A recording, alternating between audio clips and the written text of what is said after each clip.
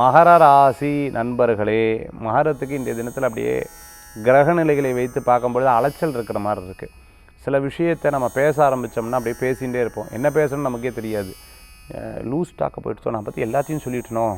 ஐயோ, அவளுக்கு ஒரு வேளை இந்த நபரை தெரிஞ்சிருந்தா தப்பு பண்ணிட்டேன், ஏதாவது இதை பேசப்படாதுன்னு என்கிட்ட சொன்னாங்கல்ல, ஐயோ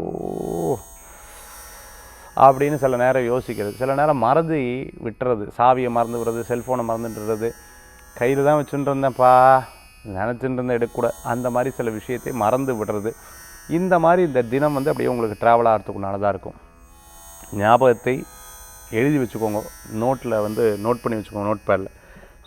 இந்த மாதிரி இன்றைய தினத்தை நீங்கள் பிளான் பண்ணிட்டீங்கன்னா உங்களுக்கு நல்ல பலன்கள் கூடி வரக்கூடியதாக இருந்துருக்கும். ஷெட்யூல் போட்டு ஒரு விஷயத்தை நீங்கள் செயல்பட்டிங்கன்னா உங்களுக்கு வெற்றிகள் கூடி வரும்.